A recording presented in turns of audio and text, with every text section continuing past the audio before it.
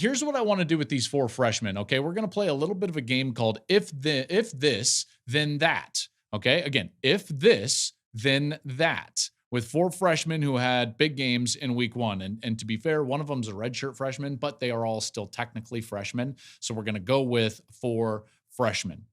Let's start with the one that I think is kind of the biggest of all of them. And maybe it doesn't turn into the biggest, but it certainly could. And let's start with Nebraska true freshman quarterback Dylan Raiola. So Dylan Raiola went out and he was 19 of 27 for 238 yards, 2 touchdowns in his first career game as a starter against UTEP. So what is the if then that? Well, if he is just a net positive for Nebraska, then Nebraska will be playing meaningful games for the CFP when it comes to November.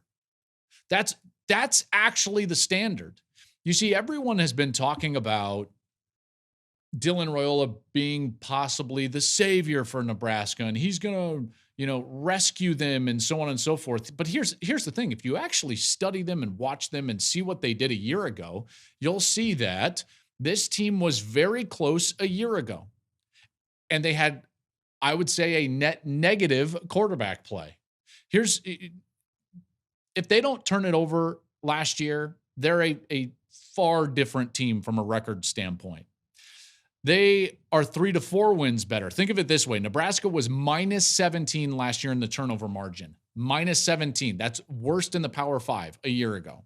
Nebraska lost 5 games by 1 score last year. 5 by 1 score.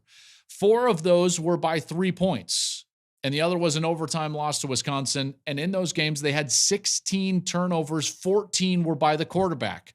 So all you have to do is extrapolate that out and say, if Dylan Raiola is just a net positive and not a net negative, if he's just taking care of the football, those probably turn into wins.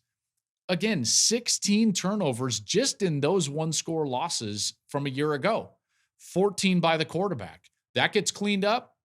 There's no doubt with the schedule ahead of them that they'll be playing meaningful games as it relates to the college football playoff in November. It was a bit of a wait and see for me after that first game, and he showed some flashes. So yeah, I think he's really good. But again, let's just peel it back and actually say what it is. If he's just a net positive, then Nebraska is playing meaningful games in November when it relates to the college football playoff. So how big is this game against Colorado this week at home in Lincoln? I think it's the difference between them having a loss or 2 before Ohio State and probably being undefeated if they go into Ohio State. You see, if they lose to Colorado, they're likely going to be in another 1-score game against, like, let's say a Rutgers team that's vastly improved under Greg Schiano. So then you could say, like, well, if they lose to Colorado, they could probably lose another one before they get to Ohio State. But if they beat Colorado at home, then there's no one else that really scares you because they've put themselves on a level where they can beat 2 extraordinary players in Shedeur Sanders and Travis Hunter. So then all of a sudden you're looking at that schedule and you think to yourself, yeah, they're absolutely going to be a 7-0 team going to Columbus. So these are the 6 games that they have Colorado, Northern Iowa, Illinois, Purdue, Rutgers, and Indiana. Then the last 5 get much tougher, but then they're in it. They're in the thick of it. Now, remember, I didn't say if Dylan Raiola doesn't turn it over, they're going to the playoff. I say they're playing games that will be meaningful as it relates to the playoff. They would go to Ohio State. They're certainly not going to be favored in that game. UCLA is a team that they should beat. And then they've got 3 games at USC, Wisconsin, and at Iowa. They would be a 1-loss team at that point. They would likely be 8-1. And then it's a coin flip. If you can go 2-1 in those games and you're a 10-win team, you not only are going to have an outside shot to be the 2nd seed in the Big Ten and go to the championship game, but probably an outside shot to be in the college football playoff. So that's why this is such a huge development in Nebraska and for all of college football. Because if Dylan Raiola is just a net positive for that offense, then all of a sudden they're going to be playing those last 3 with a lot on the line. So that's my number 1. Number 2, Ohio State wide receiver Jeremiah Smith. He, all spring, everyone was talking about him, and rightly so. And they've been trying to even slow down some of this hype for Jeremiah Smith. And it was he was very hyped coming in.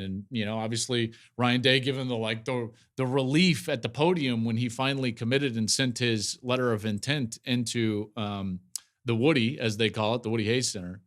He had 6 catches for 92 yards and 2 touchdowns against Akron. And yeah, those aren't going to blow your mind, but some of the catches that he made did. And in particular, because of the style of catches that they were going to him for, which was, if you're one-on-one, you're getting the ball.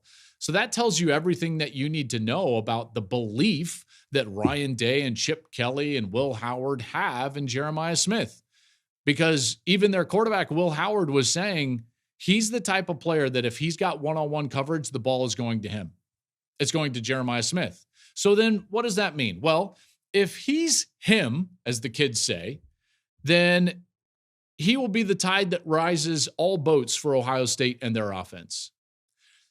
If he wasn't going to be him, then all of a sudden you can start to cheat as a defense and you can commit resources to stopping the run and you can make Will Howard's life much more difficult.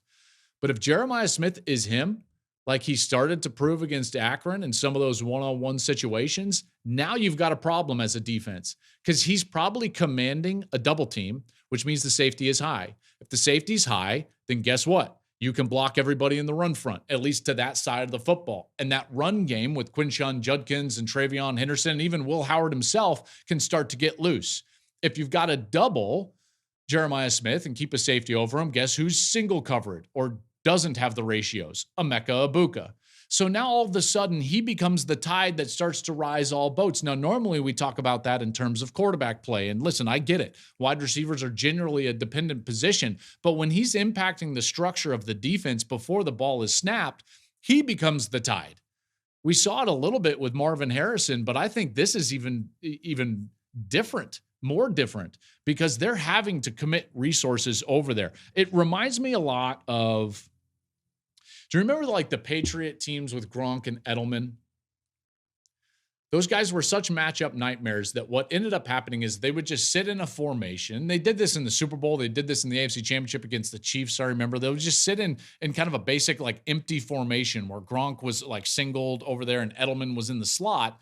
And then Brady would just decide based on the ratios where the ball was going to go. So at that point and moment, an experienced quarterback or play caller like Chip Kelly or Will Howard can then say, hey, defense, run whatever you want. You will tell me where the ball is going. But you can only do that if you have guys that are matchup nightmares like a Gronk or like a Jeremiah Smith. So that's why I say he could be the tide that rises the boat level of the Ohio State offense. I don't think this offense is even going to need to score 40 points because of what they do on defense and how good they can be on defense. But I guarantee you this, if he's him, then watch out because that offense can be explosive. Let's go to number 3. Tennessee quarterback. How about this? I mean, Nico Iamaleava. I believe I said that. Iamaleava. If he's the real deal, then Tennessee is going to be the 2022 version of Tennessee and not the 2023 version.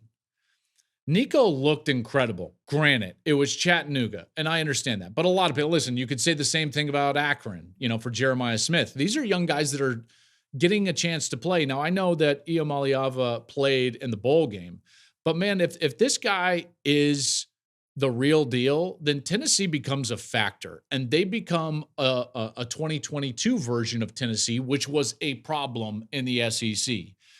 Nico Iamaleava, I'm just going to say it until it's ingrained in my head. Iamaleava was 22 of 28, 314 yards, 3 touchdowns, all in the first half. So that's incredible stuff. And it wasn't just that he put up huge numbers. His wide receivers weren't having to adjust a lot. You watch him, and I watched some of the film and some of the highlights. He was throwing the ball so accurately, driving it down the field. Our colleague on Big Noon Kickoff, and remember, Brady Quinn's coming up later in the show, but our other colleague and quarterback, Matt Leinart, has known Nico for a long time because Nico's a Southern California kid. Matt's a Southern California guy, obviously, so he's seen him throw from a young age. Matt has always said that Nico is one of, if not the most impressive young passers of the football that he's seen. And that came to fruition on the field for Tennessee. So now all of a sudden, Tennessee makes it a really deep race in the SEC. Very similar to what Miller Moss has now made USC and D'Anton Lynn has made USC. So if USC is real, now all of a sudden the top of the Big Ten becomes much different and more difficult. I was stuck between different and difficult there, but difficult is what I was looking for. We know this intuitively. Well, the same thing can be applied in the SEC to Tennessee. Very similar to what USC is doing over there. That becomes a problem. And now all of a sudden, their schedule, which is very difficult, they've got Georgia on there. They've got Alabama. They've got Oklahoma.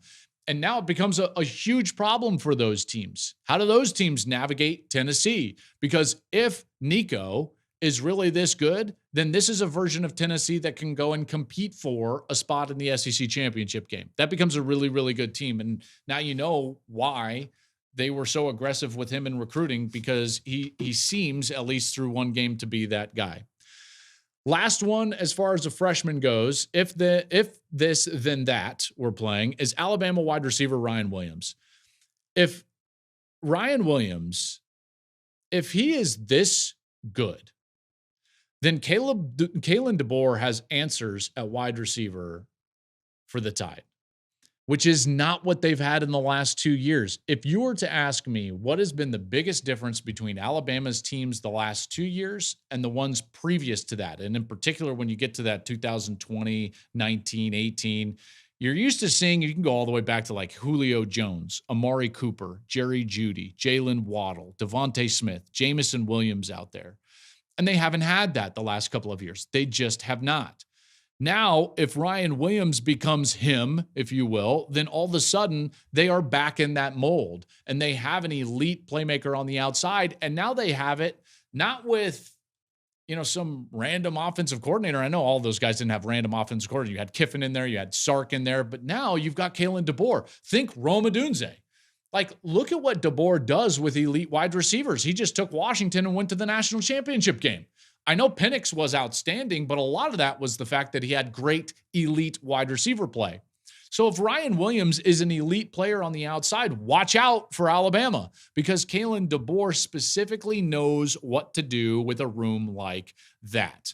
Ryan Williams could grow into that. He could be DeBoer's new Odunze, and that's scary for everybody. So 4 freshmen that if then that, these guys are very good, man. Very good. I do want to give a quick shout out to a couple of other performances that they weren't freshmen, but they deserve a shout out. Ashton Jeanty, the running back from Boise State. If this guy is going to be that good and productive, then Boise State's going to have a great chance to not only maybe knock off Oregon this week, but certainly represent the smaller schools in the college football playoff. Teteroa McMillan went off for Arizona. That guy is one of the premier players in all of college football, and certainly a guy that I think a lot of. So those performances, I just got to at least mention out of week 1. Along with those freshmen that kind of burst on the scene. Ryan Williams, man, elite. All these guys are elite. And there was some other ones in there too that I just couldn't get to. Thank you for watching the Joel Klatt Show YouTube channel. And if you liked this clip, make sure to like it and subscribe to the channel, and you can stay up to date on all of my college football coverage.